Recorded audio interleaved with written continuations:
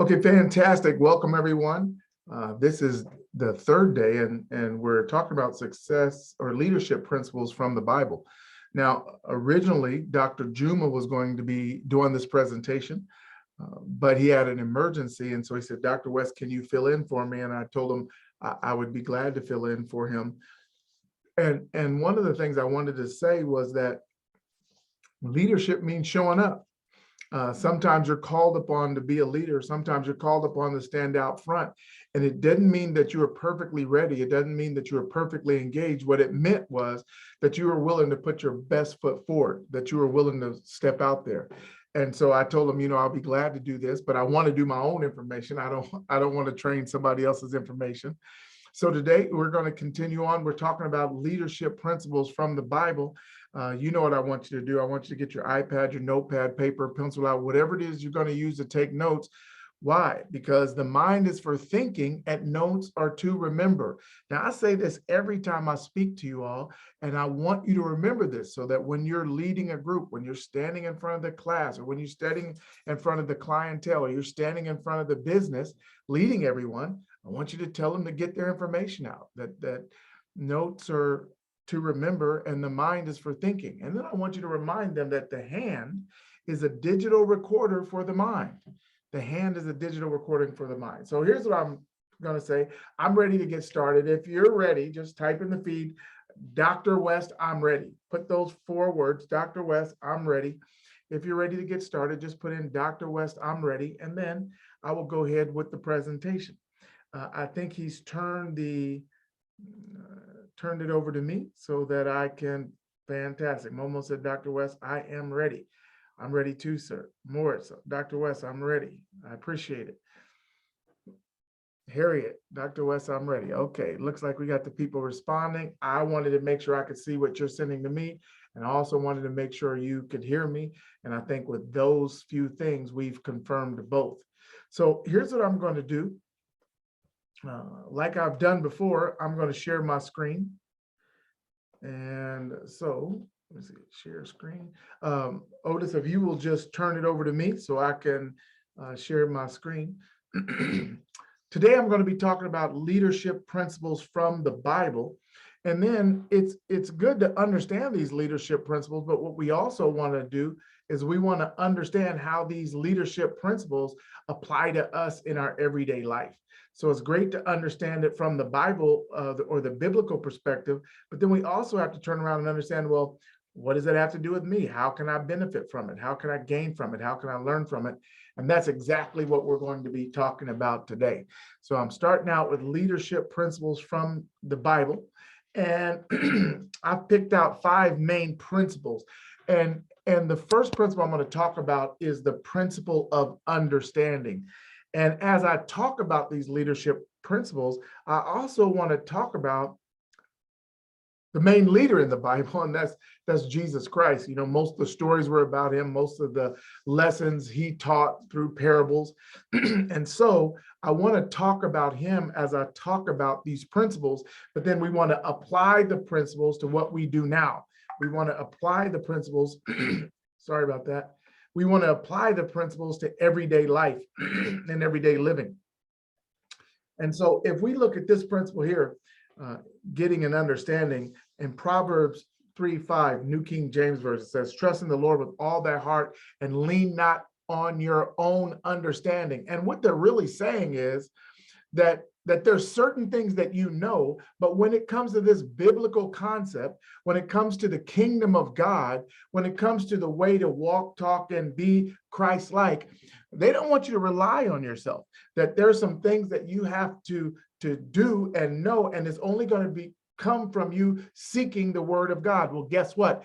As a leader, we have to bring understanding to the people that we represent and the people that we lead. And so let's look at some things that we can learn from understanding. First of all, look at this. First thing, those who judge will never understand, and those who understand will never judge. Remember, I told you in a previous presentation that you can be a light or you could be a judge, but you can't be both at the same time.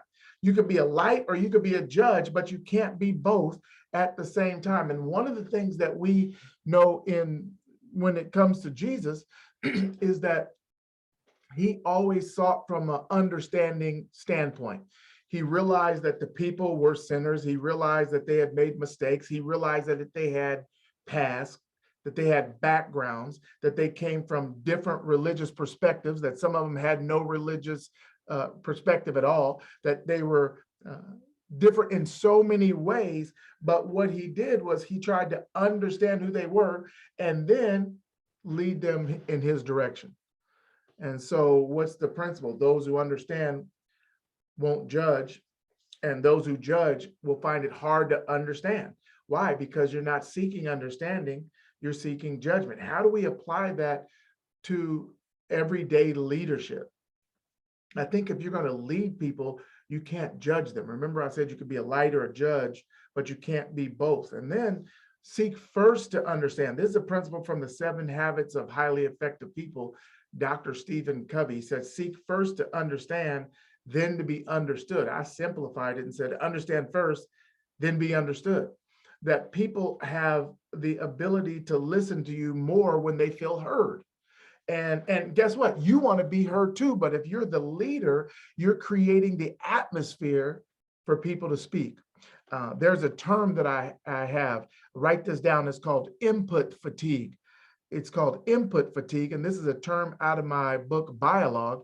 And what is input fatigue? Input fatigue is when people have participated in meetings, they participated in seminars and sessions, they participated with the family, and they've given their input. They've said it over and over again, but every time they give it, it's like they never heard, they're never understood, their suggestions never get taken. Remember, Robin Shirell said that she started giving her suggestions to a male counterpart so that he could introduce them because it seemed like they could hear them better coming from him than her. And so that's what I call input fatigue. They're worn out. They're exhausted with giving input because it doesn't seem like it's being heard. And some of you may have been in a situation, let me know if you have, in the feed, just put I have. If you've been in a situation where you've given input over and over and over again, and it's like you've never been heard. And so you say, forget it. I'm not going to keep doing that. If they're not going to listen, I'll just sit here and keep my mouth shut. Well, I'm going to open up my chat so I can see if anybody's response. Yes. So Theophilus said, I have. Yeah, Harriet, yes. We've all been in that situation. And so it's important for us to understand and then be understood, but it's also important for us to open up the lines of communication as a leader so that people feel heard, so that they're willing to give their information and their input. Here's another thing. Understanding your mistakes can help you avoid them. See, some of the times, Carl Jung, I think Robin Shirell quoted this quote too. I got a good memory. She said, Carl Jung said, until you make the unconscious conscious, it will run your life and you will call it fate. Listen to that. Until you make the unconscious conscious, it will run your life and you will call it fate. In other words, there's some programs going on in the background and you think it's just happening automatically, but it's not. It's happening in your subconscious mind. That was one of the reasons I gave out Silencing the Inner Critic, so that you can better understand what's going on in your subconscious mind. But what we're saying is understanding your mistakes will help you avoid them. If you understand, even from a judgmental standpoint, if you understand that if you're judging that you'll never understand and you recognize that, then that helps you stop judging. So understanding your mistakes will help you avoid them. And then watch this, this is good. Peace cannot be kept by force. See, in the Bible, Jesus wanted to create peace. He wanted to first create peace and then keep the peace. But it can only be achieved through understanding. And that goes in a political standpoint too. Remember, I talked about the president of Burundi, and I said that he had, in 2005, when he took over, there was a problem because there was a spillover of the war between the Hutus and the Tutsis. And his job was to create peace. And the only way he could do that was, number one, to understand what was causing the problem. Yes, can you please read the quote again? I'm not reading the quote, I have it memorized. Until you make the unconscious conscious, it will run your life and you will call it fate. Yes. But what he had to do was he had to understand what was causing the problem, right? And all that get an understanding. He had to understand what was causing the problem and then enact some policies that would create understanding and therefore in turn lead to peace. And so he said, look, in each one of these leadership positions, I'm going to put a Hutu and a Tutsi. We're not going to have Hutu and Tutsi schools. We're going to have Kenyan schools. Burundian schools that happen to have Hutu and Tutsi students. And so he got an understanding, but he also shared the understanding with the other people. The other thing I wanted to say is that your hearing is often limited to your understanding, that there's a lot of things that people say and it goes by us, it escapes us because we really don't understand. As a matter of fact, I'm going to say a word and then I want you to type in there what it means to you. Okay, just type in there. The word is fly. So I'm going to say the word fly and I want you to just type in there real quick what it means to you. In a simple statement, whatever you want to say, just type it in there. I just want to see what people say. I said the word fly. And so I want you to type in there whatever it is it means to you. Do that real quick. It means go. Somebody said go. I like it. Elevate. Oh, I like that. Somebody said elevate. Different words. Somebody said go. Somebody said elevate. Let me get 5 more. Come on. Who's next? Anyone? Put your word in there. Go high. I love it. Move. Go into action. I love it. Fly. Said elevate, go high, move, go into action. Now watch me type. Somebody said moving forward. 2 people said moving forward. Somebody said go. I'm going to type in my word. Go above. Now watch my word. I said insect. Now you see how one word we could be thinking something completely different. And that's why as a leader, exactly, as a leader, it's important for us to make sure that we have an understanding and the people that we're leading understand what we're saying. We have to understand them. They have to understand us. And all by getting what? Get an understanding. Second principle, the principle of example. This is the next principle, the principle of example. All right. This is good. The principle of example. Now, can you just pull this back? This is interesting. When we talk about the, I'm sorry, my dog, somebody just came to the door. When we talk about examples,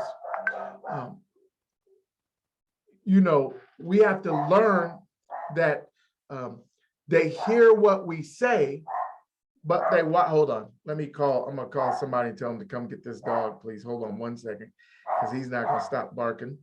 I apologize. When we talk about the example, we have to set the example because people hear what we say, but they watch what we do. Can somebody get the dog and make him go upstairs? He's interrupting my training. Thanks. There we go. People hear what we say, but they watch what we do. And so most of the time, people try and say the example. They don't try and watch this, set the example. They try and say the example, but they don't set the example. And so as leaders, we have to set the example. Now, if we go back to the Bible, there is no question to whether Jesus set the example. He set the example on how to love. He set the example on how to mentor. He set the example on how to invite, how to connect with people on all levels. I mean, he set all the examples. He didn't just say, go do this. He said, watch me and then do as I do. And so as leaders, we have to set the example. And then the next point, and make sure you get this, that being the example is the highest form of leadership. We're always trying to see how can we lead, but setting the example, well, that's the highest form of leadership. And listen to this, write this down. Leadership is not about who gets the credit. It's about who gets the impact. Jesus was not there to try and take credit for all the things he He did. As a matter of fact, we see times in the Bible where he would work a miracle and he said, you know what? Don't even tell anybody.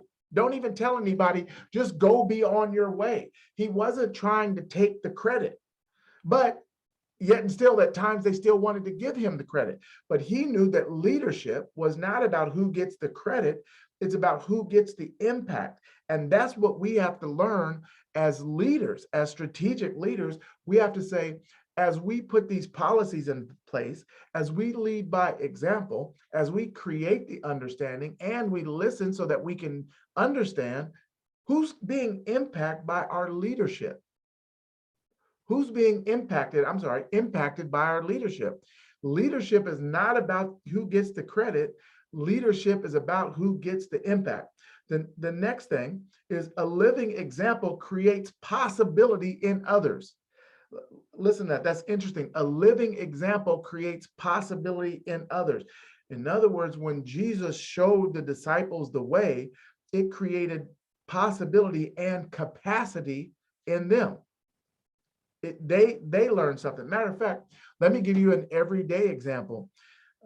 It was in the 1950s when Roger Bannister was a runner. And before Roger Bannister, the 4-minute mile had never been broken.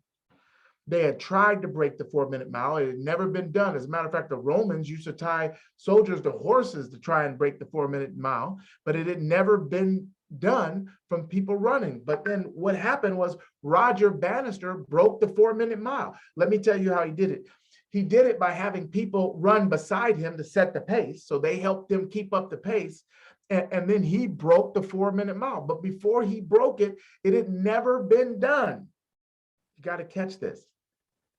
And then after he broke the 4-minute mile, within months, other people were doing it. You see that? Within months, other people were doing it. Why? Because they could see the example. Seeing is what? Seeing is believing. When they saw someone else do it, Roger Bannister, then they created belief within themselves that they could do it. Well, guess what? As leaders, whether it be in the home, whether it be in the church, whether it be in the family or government, as leaders, when we set the example and people see us do it, hold ourselves to a highest standard, which is the highest level of leadership, is setting the example, then other people can believe that they can meet or even exceed that standard. When we don't set the example, it's hard to think that we're going to get other people to rise above what we've been able to set. Now, I'm going to be honest with you, as leaders, you can see in the Bible that Jesus was inundated with all kinds of issues, all kinds of problems, from personal problems, professional problems, spiritual problems, getting in trouble with the law, having to mentor his disciples. I mean, he was always facing problems. And guess what? The same thing is going to happen to you when you step into leadership. And the problem is not that there was problems. The problem is going into leadership thinking you wouldn't have any problem. That's the problem. There's always going to be problems. And when you understand that there's going to be problems, it sets you up with the mindset to know that you're there to solve those problems. Now, what happens is sometimes the problems are piled on you. I'm going to be honest, having been in the war, in the Gulf War, having been in surgery, and we've had traumas where people have come in multiple car wrecks or gunshots. The problems can really pile up. The problems can really add up. And as a leader, at times, you can feel buried under problems. You get that? You can be buried under problems as a leader, but here's what I know. A seed doesn't die because it's buried, and neither does a leader. A seed doesn't die because it gets buried, and neither does a leader. What the leader does, the leader uses the people that are around him or her to help uncover and discover the answers to the problems and to chart the way forward. So our job is to really set the example as a leader. That's our second principle, set the example as a leader. Here's the third principle in the Bible. We're talking about leadership principles in the Bible. And that's the principle of education. 2 Timothy, it says, study to show thyself approved unto God. And what they're really saying is, they're saying you're not trying to please man, right? You're not trying to please the everyday common person. You want God to be pleased with you. Jesus wanted his Father to be pleased with his works. And so he was always of the mindset that he wanted to make sure that he was doing the will and the work of God as he would lead him to do it. Now, the question is, how do we apply that? Well, guess what? We have to take on the role of leadership. When Jesus, he wanted to make sure that he was doing the will of God, but he also wanted to make sure that he was setting the example for the disciples and the people who were following him. And so he knew that it's through this understanding or this education that people were going to grow, that they were going to develop. And so studying became very, very, very important.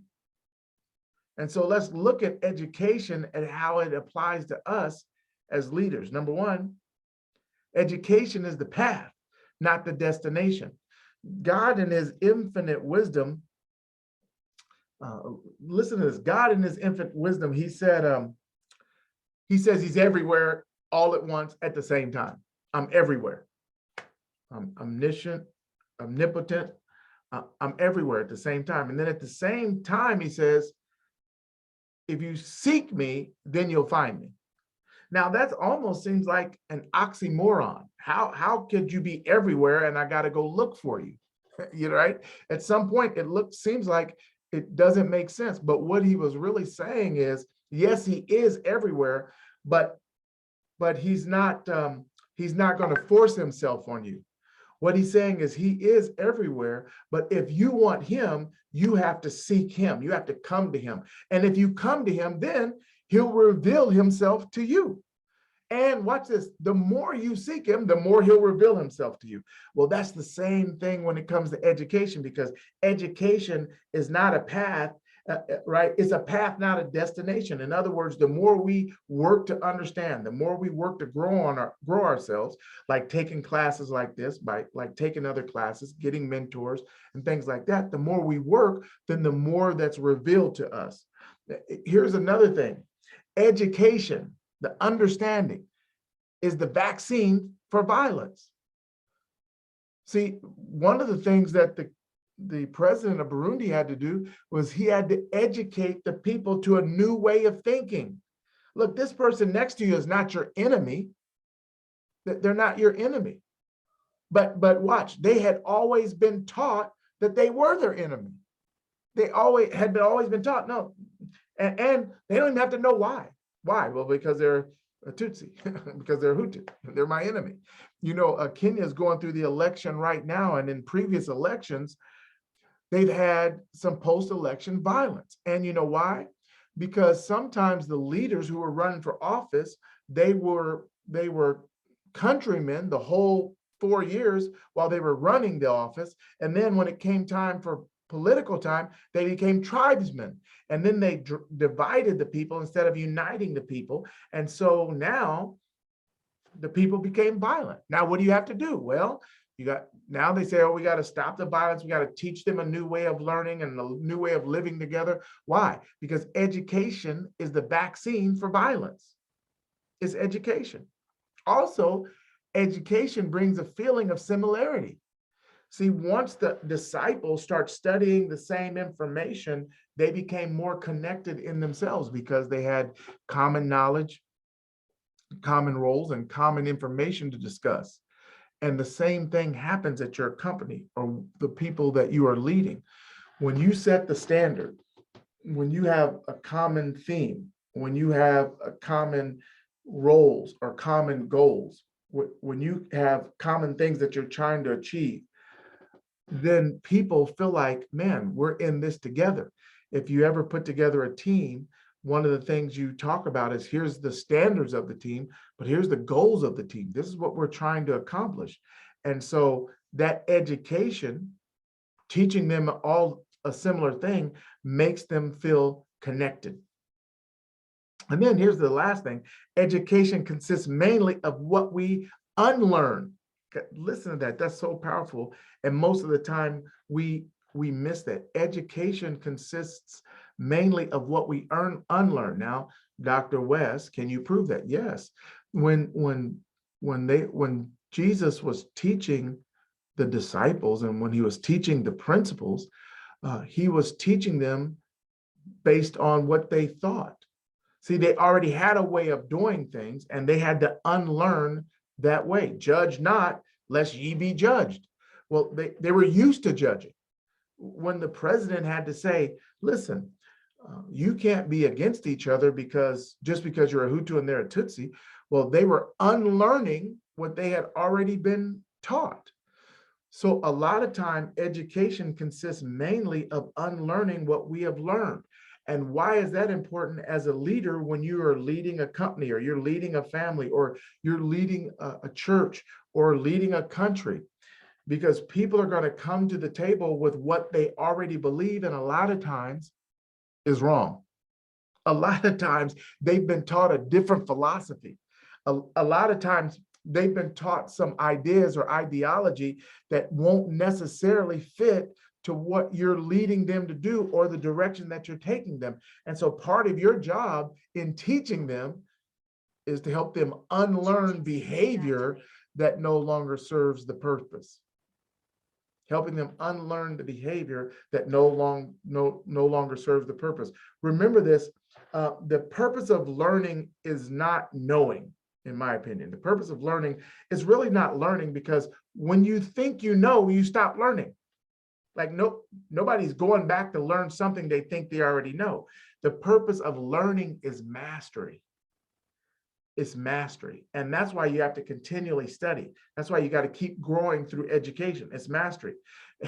People always have their information and they can come to you with all kinds of sayings and all kinds of ideology from different backgrounds, and they may be right. And let's be honest, they may be wrong. Because in reality, this is funny, but people are really nothing but dirt wrapped around their beliefs. You get that? People are really nothing but dirt wrapped around their beliefs. And so they bring it to you as if it's factual sometimes. And sometimes you have to give them the opportunity to not only learn, but unlearn some different behaviors. The other thing that is important with education and understanding and learning, even in a biblical sense, is that God knew we wouldn't be perfect. And so he never expected perfection. And he knew that even when we were taught a lesson and even when we knew certain things, that we would make mistakes and we would even make some of the same mistakes again. But our job is to be patient and help the person process through that information. But what I can tell you is that life oftentimes gives us a second chance, right? But a second chance is pointless if we haven't learned from the first mistake. And that's why when we talked about leadership, we talked about those 5 steps in leadership all the way to accountability. Because in the end, people have to be held accountable, like Dr. Corey Briggs said, good or bad, for what they do. But what we know is a second chance doesn't help if they haven't learned from their first mistake. All right, fantastic. Next principle is the principle of duplication. The principle of duplication. Be ye followers of me, even as I also am of Christ. That was Apostle Paul. He said, look, you follow me as I follow Christ. And what we're talking about is duplication. Jesus said, all power is in my hand, but he still had 12 disciples. Why? Because he had to duplicate himself. He had to duplicate the effort so that people could go out into the world and share information and change lives based on this duplicated effort. And as a leader, duplication is going to be one of our main principles. We have to learn how to duplicate the effort. We have to learn how to duplicate ourselves. So let's look at some things that we can see through duplication. First of all, they can't be you, but they can use your methods. See, Jesus knew that the people couldn't be perfect, but they could use the methodology that he used. They can use the principles that he used.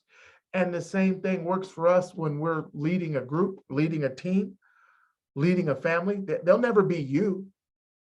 They'll never be you. When I train people as speakers, I teach them the principles, but I don't teach them to be me, right? The people that you lead will never be you, but they can use your methodology. Here's another thing. We have to allow for personality and individuality. When the disciples came, they had different backgrounds, different beliefs, different professions, but he brought them all in, and he didn't try to make them all the same. And he also knew that the people that they were going after would be of different backgrounds and different personalities and different ideologies. As a matter of fact, he said, I will make you fishers of men. Well, that's important because that's an analogy, fishers of men. When you're fishing, and they fished with nets, you know, when you cast your net and you pull it in, you have all different kind of fish in there. And so once they pulled it in, they had to sort through the fish. What are we keeping? What are we getting rid of? And so when you start leading and you take leadership positions, you may attract all kinds of different people. And so that's why it's important for you to have the ability of getting an understanding, because your ability to understand will help you craft your narrative and your message to the people that you're leading. So this is important to allow them to have their own personality, their own individuality, but they also have some principles that they're following, or some steps, or some things that everybody can follow, even though they have their own background. Here's another thing. Duplication is a choir, not a solo. So many times when we're trying to get projects done or we're trying to do things, we operate as a solo. But if you look at the principles from the Bible, Jesus had a choir. He would bring the disciples with him, and he would send them out to do the same things that he was doing. Now I want you to go and perform miracles and heal the sick and cast out demons and all these different things. He instructed them to do the same things he was doing, even though he had all power in his hands. Well, I would suggest that if he had all power in his hands and he still had 12 disciples, that a principle for our leadership would have to be our own duplication. Now, here's the problem. When we start working with people, everybody's not the same. Here's a principle. Everybody's not the same. So what do we do, Dr. West? We're leaders. We have all these people that are following us. We have all these people that we're supposed to be leading, but unfortunately, some we get along with a little bit better, some we don't. Some have a little bit more leadership skills, some don't. Some have more drive and determination than others do. And so here's the thing, love them the same, but work with them differently. Write that down. Love them the same. Love the people the same. Appreciate everybody that comes to work for you. Appreciate everybody that serves on your organization or in your task force. Love them the same, but work with them differently. Now, work with the willing. Jesus said, whoever will, let them come. He didn't say force anybody. That means work with the willing. The people who are willing, work with them differently. The people who put forth extra effort, give your extra time and attention to them.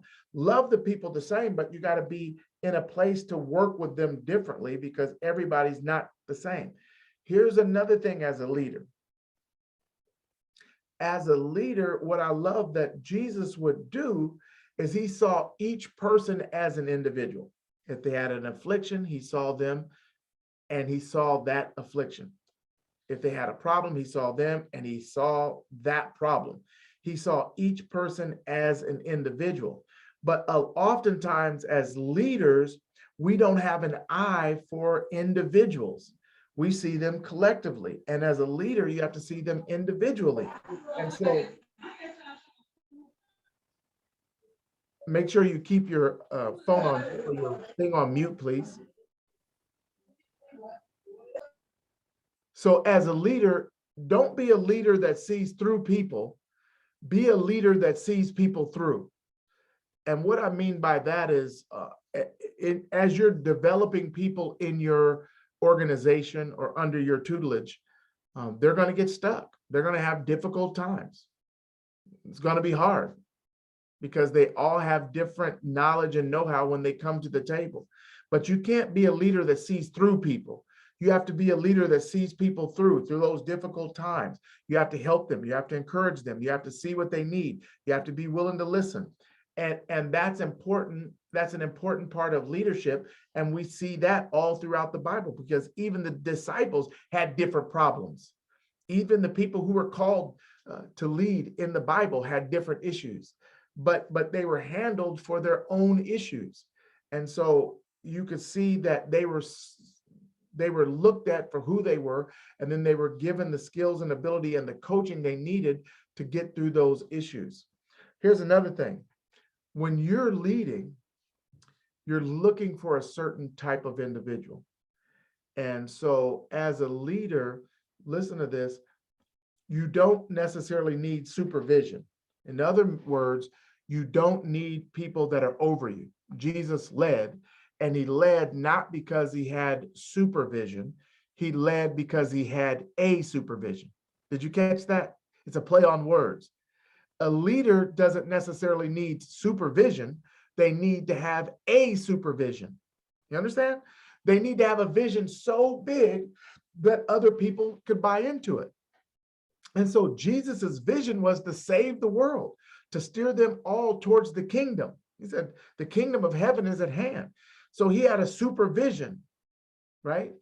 As a leader, it's not that you need supervision, you need a supervision, a vision that people can buy into. Now watch this, because you're going to attract people to your supervision. Now watch this. If you want to attract other leaders, they're attracted to the vision. Employees show up for the paycheck. I'm going to say that again. If you want to attract other leaders, leaders show up because of the vision. Employees show up because of the paycheck. And so if you want to attract leaders, you have to have that supervision. If not, they're not going to come, because what you're doing is not inspiring enough to get them to stay. So leaders show up for the vision, employees show up for the check. I just wanted to share that with you as we move forward. Last principle. And this is the principle of foundation. This is the principle of foundation. Except the Lord build the house, they labor in vain. That's powerful. If God doesn't build it, they labor in vain. And as a principle, what are they really saying? They're saying that the foundation is everything. That whatever we're going after, we have to have a strong foundation. And in the Bible, it's not complicated. That foundation is the Word of God. That foundation is Christ. That's the foundation. And then everything that comes out of it, or that comes about, is based on that foundation. And so what they're saying is, look, if what you're doing is not based on this foundation, it's pointless. It's the same thing when we talk about leadership in the business. You have to, if you're going to lead a company, if you're going to apply these principles to your company that you're leading, you have to apply principles that are laying a foundation in your company that other people can refer back to. As a matter of fact, let me tell you a story. In New York City, they built a huge building, and this contractor built the building. And the building had, I don't remember what it was exactly, but it had a significant warranty, like 30, 40 years, that, you know, the people who built the building said, hey, if there's any issues, reach back out to us. We'll come take care of it, unless it's an act of God, like an earthquake or tornado or something like that. But if it's just the building, get back to us, because we know how the foundation was built, and we would know what to do. And the people who bought the building and had it built had a crack, and the crack was on the 22nd floor. And so they called the company and they said, hey, you guys built this building. Yes, that was us. We have an issue. What's the issue? The issue is we've noticed a big crack in the wall on the 22nd floor, and we need you to come check it out. They said, no problem. We'll be there on Tuesday. We have an opening, and we'll be there at 1:30 p.m. They said, great. Tuesday came, 1:45 p.m. came, and the people weren't there. So they called the company and said, hey, this is us. We had an appointment for today. You built our building. You were coming to check it out because we had a crack on the 22nd floor. And they said, no problem. We had our technician. He was on the way out. He should be there already. Let me call and check. So they hung up the phone. They waited a few minutes. He called back. And he said, you just called about the crack in the building on the 22nd floor? Yes, that was us. He said, yeah, our guy is there. And they said, what? He said, our guy is there. He's on site. He's there.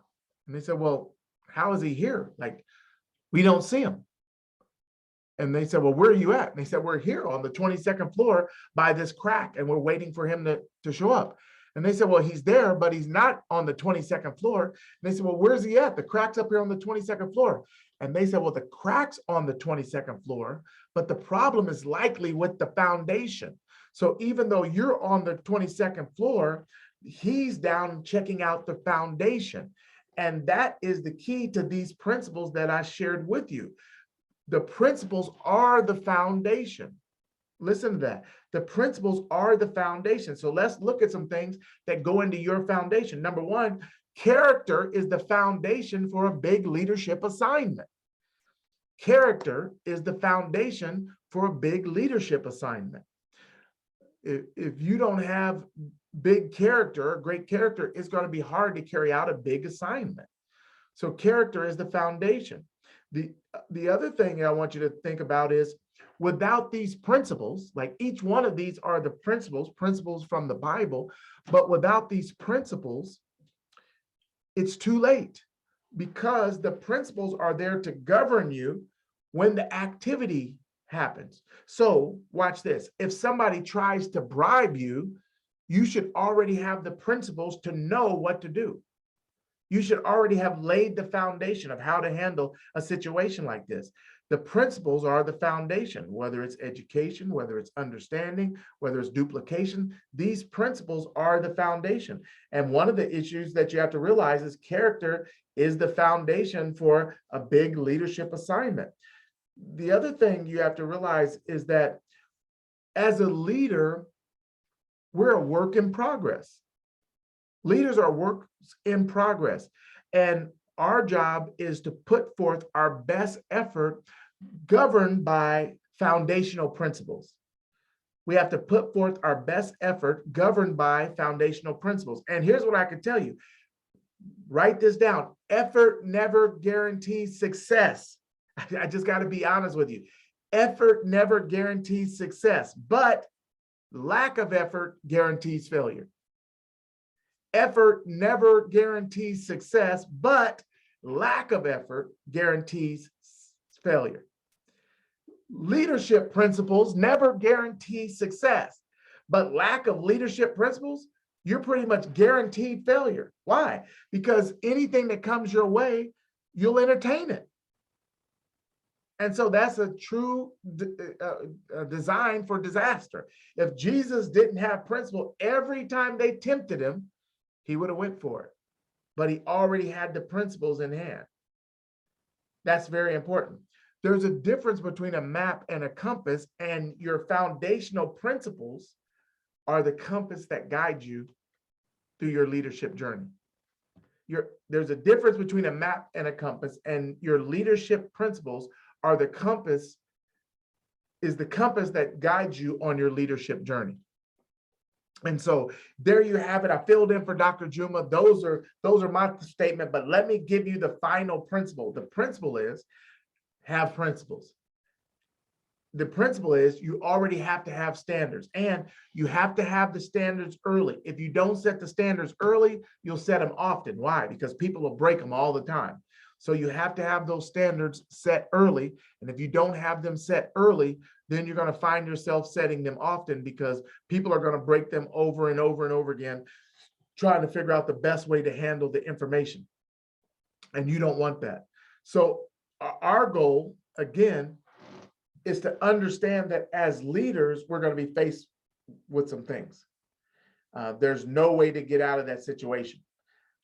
But in the end, we have to be able to go through those things without those things going through us. we take on those things, but they don't change who we are. Notice that whatever Jesus faced, he was still the same person at the start of it and at the end of it, and he had his foundational principles in place the whole time. So what I'm going to do is I'm going to open it up for any questions or any comments. Um, I appreciate you guys tuning in tonight. And I thank Dr. Juma for even putting me on the spot and having me run this tonight. Let's see, Ambassador looks like Emmanuel, maybe. Yeah, please unmute and ask your question.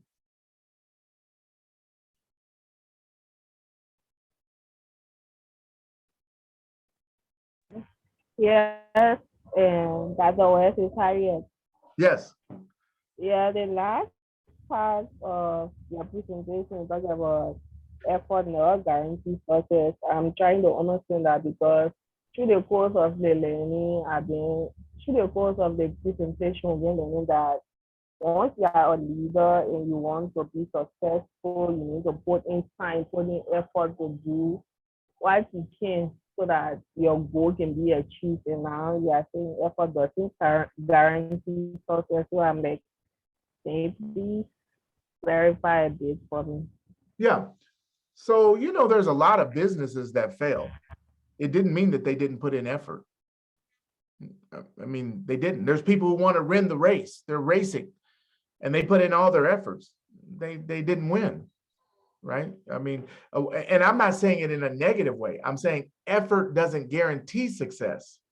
But here's the real point: a lack of effort guarantees failure. In other words, when we put in our effort, we're going to get the best result possible based on what we bring to the table. And sometimes we may have to adjust the formula. Sometimes we may have to bring on new people on our team. Sometimes we may have to go back and get more training or education or development. So effort never guarantees success. But the point I was making was a lack of effort guarantees failure. So when we go forth, I've started several businesses and they've been very successful. But I don't want you to be impressed by that. What I want you to be impressed with was all the things that I tried that didn't work. But the key was, when you lose, don't lose the lesson. I put in the effort. It didn't come out the way I wanted. I learned the lessons and then went on to the next thing. So effort doesn't guarantee success, but a lack of effort will guarantee success, will guarantee failure. And that was the point I wanted to make sure I drove home. Who's next? Morris? Emmanuel? Yeah, Yes, this sir. is Morris. Yes. Oh, Dr. White, to be frank with you, and I want to get my experience from what you just said. Oh, effort doesn't guarantee success. I agree. Because we had an organ which is a full processing company. Mm-hmm. We were adding value to cassava processing, which is cassava batch. We went to a business plan competition, organized by UNDP, on 12,900 United States dollars. And when we won this money, we made effort to ensure that both of the business plan competitions win. It was transferred to our accounts. We went on our own. But the leadership ability to organize ourselves were never there. Mm. So the business ended up collapsing. The money was spent, no accountability.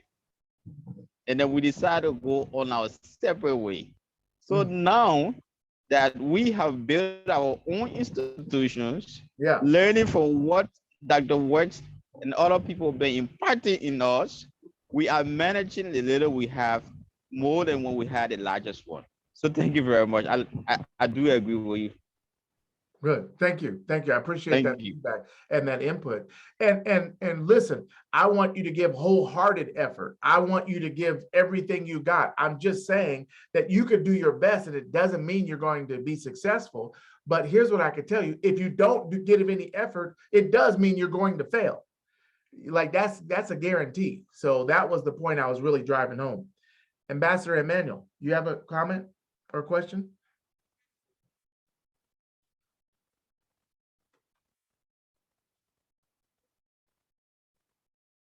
All right, fantastic.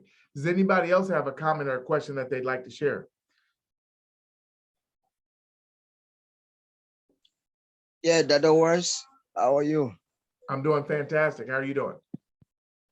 Yes, your lesson tonight was quite heartwarming to me. Hmm. I really want to tell you thank you for the explanations that you provided tonight. Okay, thank you. I appreciate it. Yeah, you see, many a times we encounter some of these things and we don't know what part of leadership is that, and sometimes we just let it go. Right. I'm in an institution, and there was a time in 2015 we had a project. I designed the project, and it was actually a construction project that members needed to raise funding, and then the funding goes toward the construction. But then unfortunately, the people in the higher ups did not see my plan the way I looked at it. I look at it in a way that, we could distribute the money across in a smaller amount for the longer duration, and it will be successful given our economy, or distribute it in a larger amount with a shorter term, and then we are not successful at all. But they were not looking at it from that perspective. And obviously, we actually failed on their acceptance. Since they couldn't take it my way, we failed. But blessedly, in 2022, we went to status quo ante, and that which earlier on projected was just what we decided to go back, and actually is yielding fruit. Really? It's yielding fruit. So sometimes we will be in an environment of work, and it seems like nobody's listening at all. They don't count our ideas, but it doesn't mean you should kill your idea. I think that's the logic for learning to become a leader.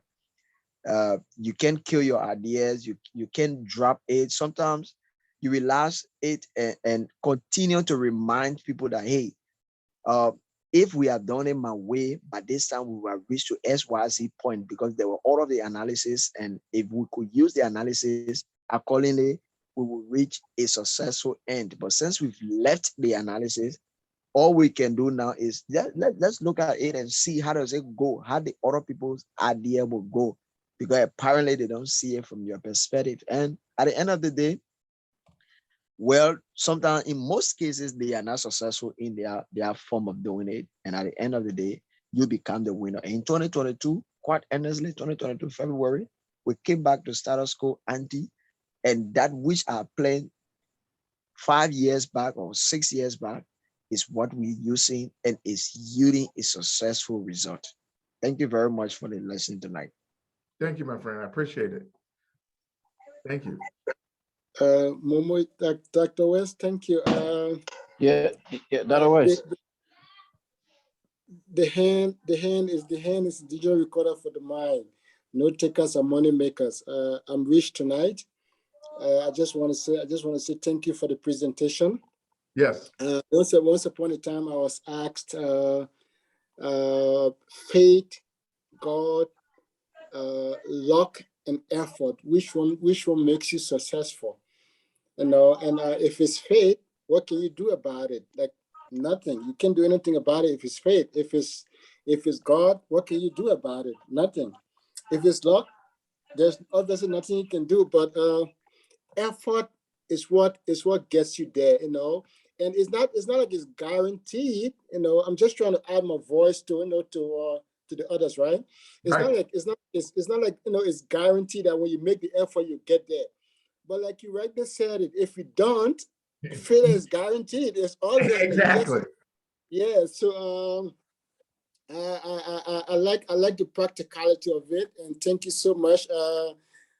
Thank you for filling in Dr. Juma's shoes. I'm not sure. I'm not sure. I'm not quite sure if you fit it. Like I hope it wasn't too big for you, but I'm impressed. You never disappoint. Thank you so much. I appreciate it. You're welcome. And I can never fill Dr. Juma's shoes, but I can be me. And that's what I'm always trying to do. And here's the thing, so many times as leaders, we get challenged. That's where the understanding and the education, that's where these principles come in. And we're always growing. And the reason that we should always be growing, because the higher up we go, the different types of challenges and the different things that we'll face. You know why? Because you are gaining the trust of more and more people. And so they bring their issues to you. But what happens is you have to be able to come up with a plan, to formulate, to take in the information and formulate a plan to move forward. And you can't get stuck with what we call, and you've probably heard it before, analysis paralysis, where you're trying to figure out, what do I do? What do I think? Where do I go? Which way? Oh my goodness. And you're just stuck there. And so a lot of people, they get stuck in their head, right? It's almost like they're sleeping there. Matter of fact, listen to this quote I heard. They said, it's hard to make up your bed when you're still sleeping in it.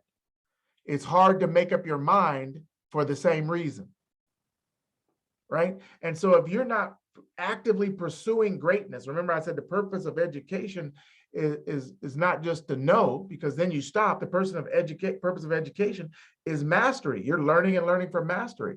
So you got to go back again and again. You keep studying, and then if you're smart, let me show you a principle. If you're smart, I'm going to show you this principle. Imagine this is everything you know.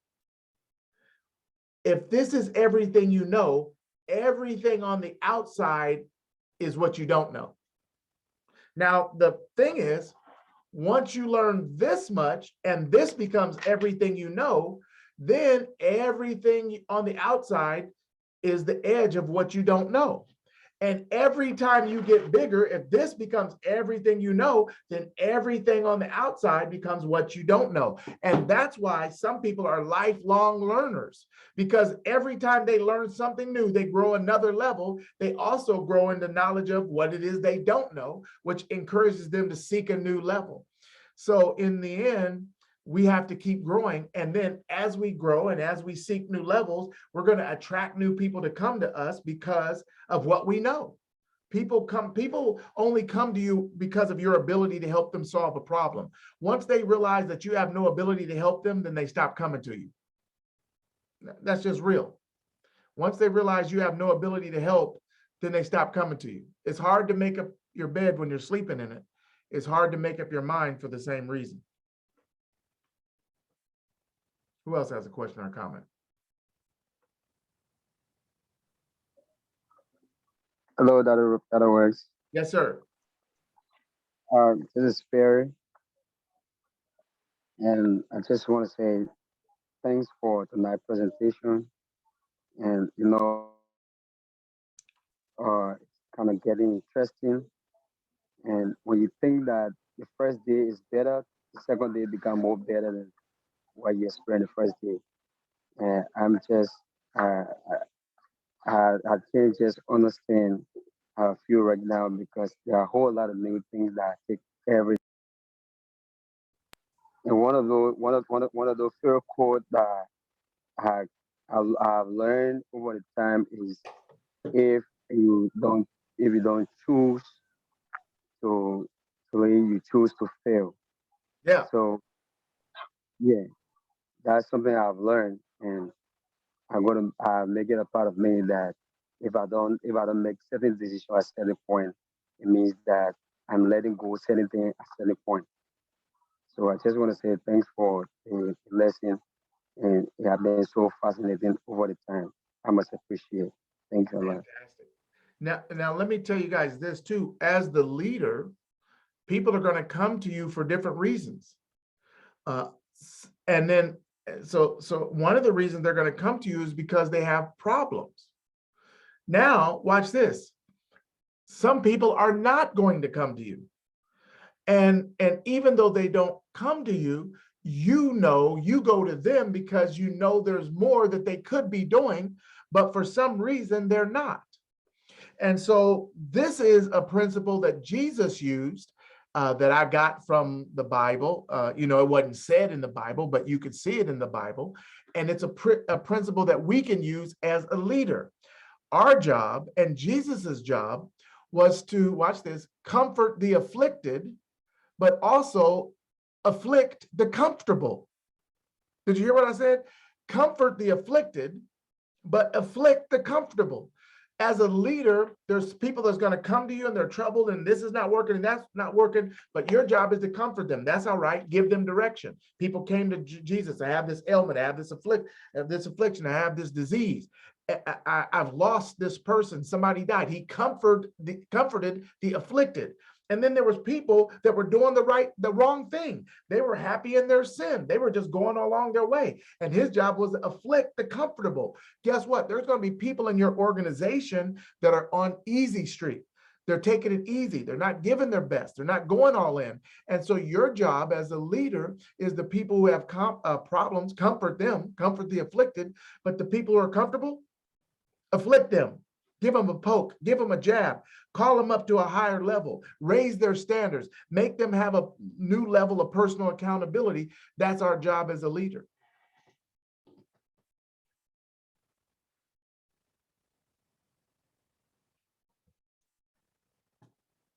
Anyone else?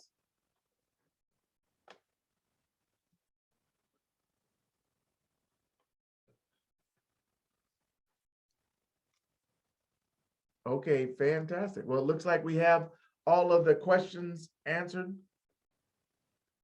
And all the comments got addressed. I think Dr. Juma may have jumped on. He may have made it to his destination. Yeah, he's on. Dr. Juma, if you want to greet the people, I'm sure they'd love to hear from you. And so you're welcome to. Now, you may not be in a position where you can come off mute. If not, that's okay too. But I did not want to end without giving you an opportunity to reach the people.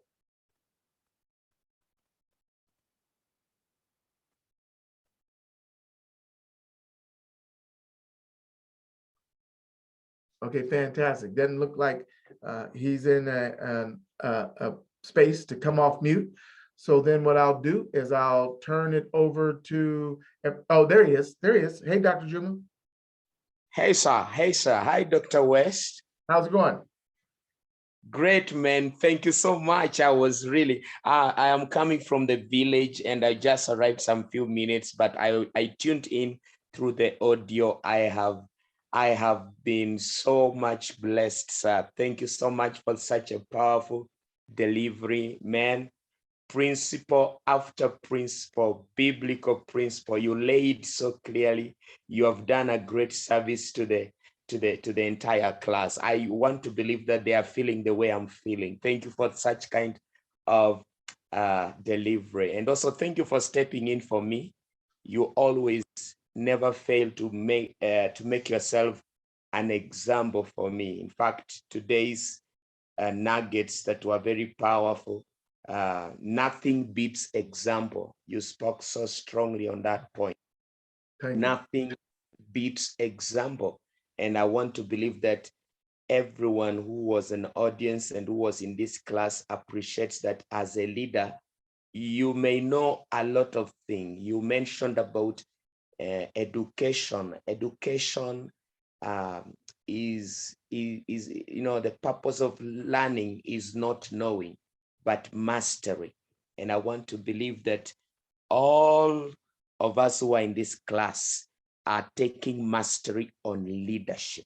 Perhaps if you could give me 2 minutes, I would just want to mention something in relation to whatever you are speaking, and that has to do with the restoring broken character. Do you have some 2 minutes or so just Yeah. to drop something there? Yeah, go ahead. All right. Thank you, sir. And every one of us who have had the privilege of being in attendance to this great training, I want to say, in the words of Dr. West, he mentioned something like character is the foundation of God's big assignment. I want to believe that all of us have big assignment from God, and we cannot run away from building our character. And let me say that there are times as you realize we are work in progress. There are times failure comes. It may be moral failure. It may be even a spiritual breakdown. It may be spiritual lapses that may hit you and hit your ministry and hit your leadership. How do you restore broken character in leadership? Is something very key that I would want to drop here. I want to say that failure, whether moral or social, is an event. It is not who you really are. You need to have the right lenses. It's an event. It's actually part of life. Failure is an event that can take place. But what is God's remedy of failure? You have to master or take mastery on forgiveness. Forgiveness is God's mystery in restoring broken character. Forgiveness was God's wisdom to recreate humanity. So if you find yourself fallen, so many scriptures on forgiveness. God demonstrated forgiveness when he sent his only begotten son. The Bible talks about it in John chapter 3, verse 16, that for God so loved the world and he gave his only begotten son. Now, the world that God loved was so wicked. The world that God loved had failed him. But because of that love and the mystery of forgiveness, he still had to restore mankind.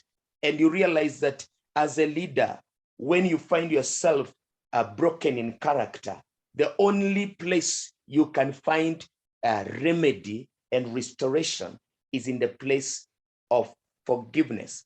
Forgiveness loosens the stronghold of guilt over you. It breaks the cycle of blame. It offers you a way out.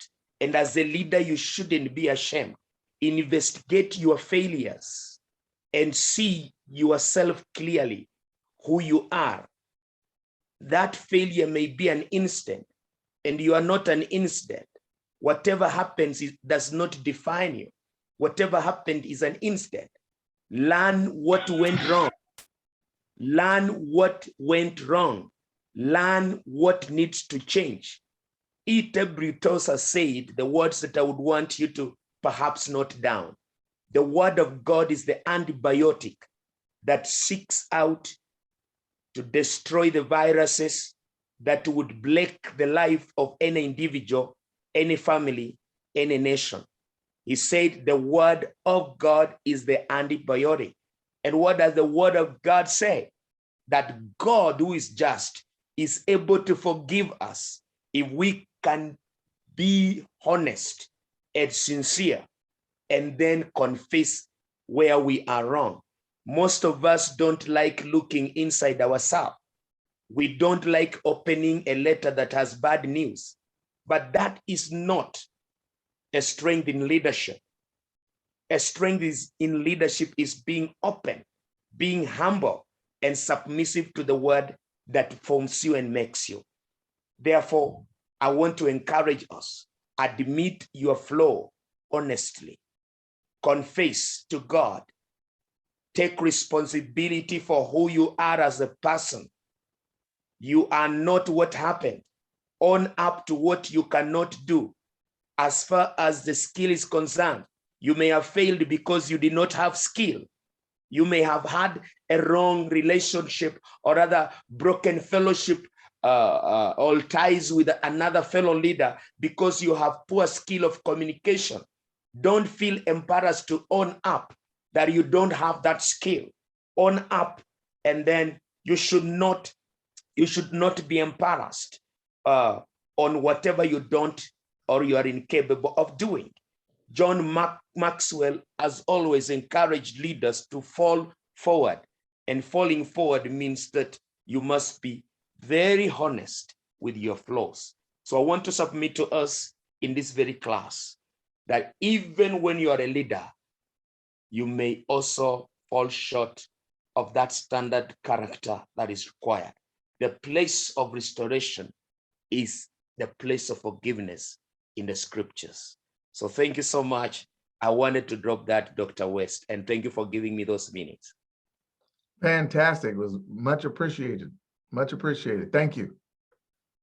Thank you, sir. Indeed, indeed. All right, Ambassador Otis, it's over to you, my friend.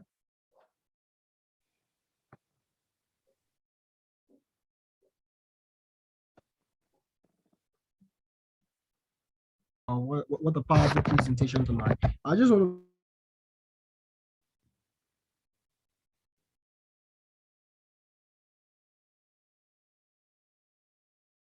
Ruben West for the exciting conclusion for You're kind of breaking up there. I think we're getting a few words, but not much. Yeah, can you hear me now? Am I a little bit louder? Yes, we can hear you now. Yeah, so I just want to be